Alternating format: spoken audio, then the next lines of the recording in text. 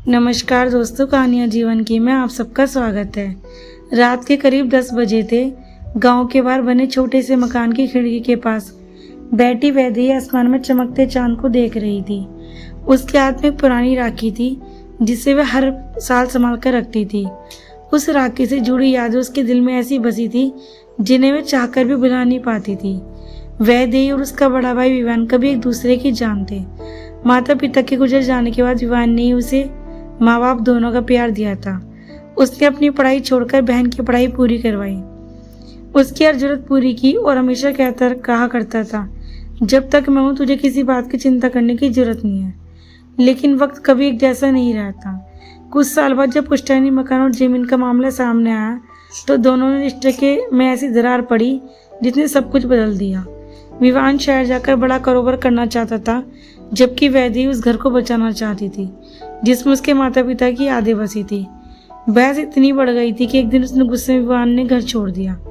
जाते जाते कह गया, आज से मेरा और तुम्हारा कोई रिश्ता नहीं है। वह दिन वैदेही की जिंदगी का सबसे दर्दनाक दिन था।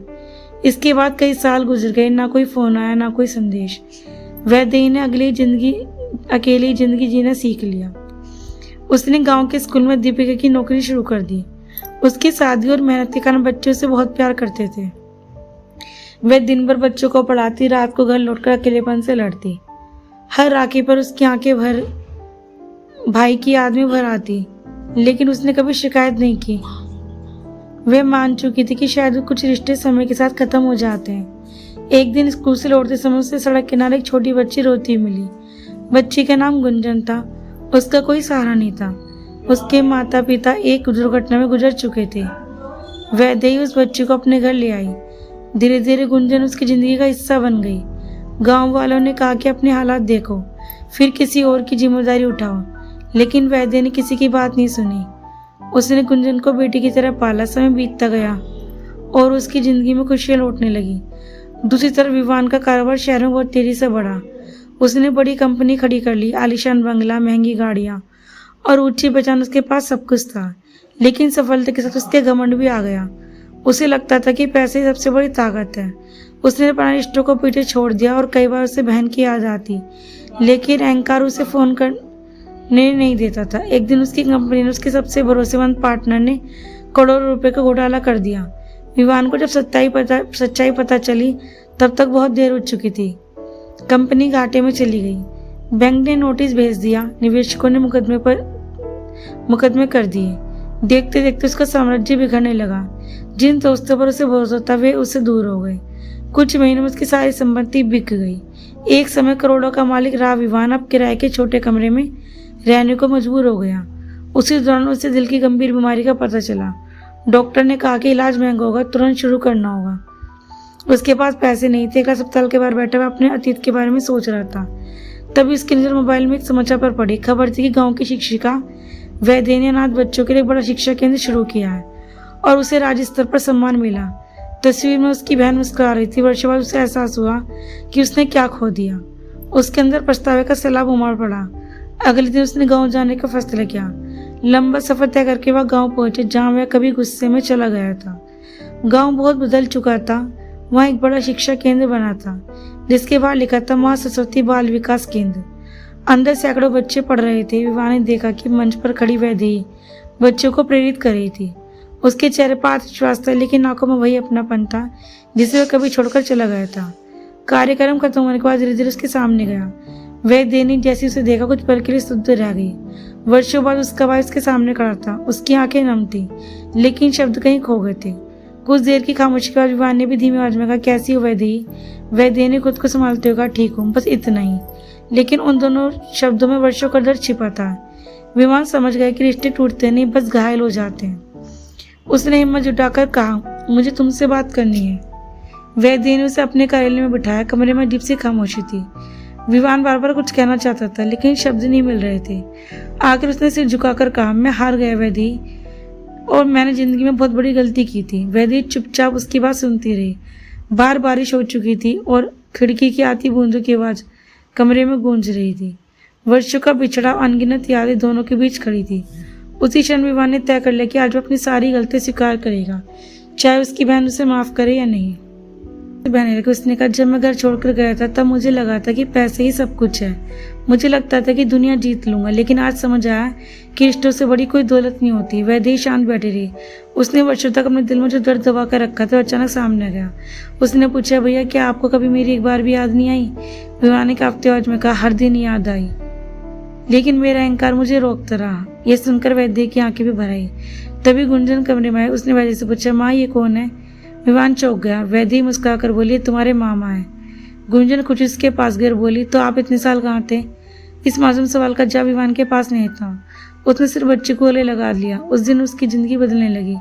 वैदेही ने उसे अपने शिक्षा केंद्र में रहने की अनुमति दे दी, लेकिन साफ कहा कि विश्वास दोबारा कमाना पड़ेगा। विवान ने बिना किसी शिकायत के बात स्वीकार कर ली। अगले दिन से वह केंद्र की बच्चों की मदद करने लगा। वह कभी बच्चों को पढ़ाता, कभी किताबें व्यवस्थित करता और कभी सफाई में हाथ बटाता।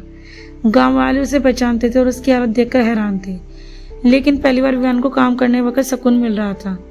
धीरे धीरे बच्चों को भी से लगाव होने लगा। कुछ महीने बाद शिक्षा केंद्र आर्थिक कठिनाइयों से गुजरने लगा। दान देने वाले लोग कम हो गए थे और खर्च बढ़ रहा था। वैदेही परेशान रहने लगी, लेकिन उसकी किसी से मदद नहीं मांगी। एक दिन विवान ने उसके पास आकर कहा, इस बार मुझे तुम्हारे लिए कुछ करने दो।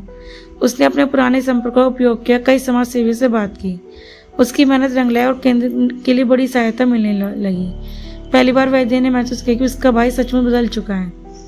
एक शाम दोनों शिक्षा केंद्र की छत पर बैठे सूरज ढल रहा था और आसमान सुनहरे रंग से भर गया था। विवान ने कहा, काश मैं वापस लौट सकता। वैदेही मुस्कुराई और बोली, अगर समय लौट जाता तो शायद हम दोनों ये सीख कभी नहीं पाते। विवान ने उसकी तरफ देखा और वर्षों बाद उसके दिल का बोझ हल्का होने लगा। कुछ समय बाद डॉक्टर ने बताया कि विवान की बीमारी बढ़ चुकी है और उसे बड़ी सर्जरी की जरूरत है।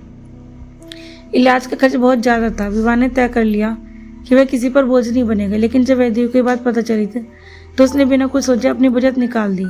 विवान ने विरोध किया, लेकिन वैदेही ने कहा, जब रिश्ते सच्चे हों तो हिसाब नहीं रखा जाता। ये सुनकर विवान रो पड़ा। ऑपरेशन सफल रहा। अस्पताल के कमरे में लेटे हुए उसने अपनी बहन का हाथ पकड़ कर, तुमने मुझे दूसरी जिंदगी दी है। वैदेही मुस्कुराई और बोली, नहीं भैया, जिंदगी ने हमें दूसरा मौका दिया है।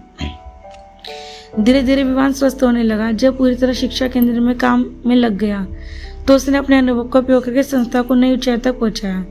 कुछ ही वर्षों में केंद्र पूरे राज्य में प्रसिद्ध हो गया। हजारों बच्चों को वहाँ शिक्षा और बेहतर भविष्य मिलने लगा। एक दिन राज्य सरकार ने वैदेही और विवान दोनों को सामाजिक योगदान के लिए सम्मानित करने का फैसला किया। समारोह में जब दोनों बहन भाई मंच पर पहुंचे तो पूरा हॉल तालियों में गूंज उठा। मन से बोलते वैदेही ने कहा, रिश्ते कभी टूटते नहीं, बस कभी कभी अहंकार की धूल उन्हें ढक देती है। अगर दिल साफ हो तो वह रिश्ते कभी फिर से चमक उठते हैं। दर्शकों की आंखें नम हुए। कार्यक्रम के बाद विवान ने सबके सामने अपनी बहन के चरण छुए। उसने कहा, मैंने जिंदगी में बहुत कुछ खोया, लेकिन भगवान का शुक्र है मैंने अपनी बहन को दोबारा पा लिया। वैदेही ने उसे उठकर गले लगाया। उस क्षण पूरे हॉल में मौजूद लोग भावुक हो गए। वर्षों का दर्द, पूरी दूरी गलतफहमी आंसू में बह चुकी थी। उस दिन राखी का वह पुराना धागा फिर से मजबूत हो गया था, जिसे समय ने कमजोर कर दिया था। बाद में दोनों ने मिलकर गांव में एक बड़ा आवासीय विद्यालय बनवाया, जहां अनाथ और गरीब बच्चों को मुफ्त शिक्षा मिलने लगी।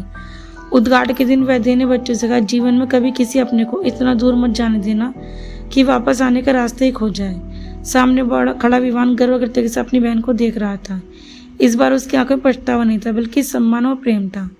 वैदेही के चेहरे पर वह सुकून था जो केवल उन लोगों को मिलता है जो टूटे रिश्तों को जोड़कर जीत हासिल करते हैं।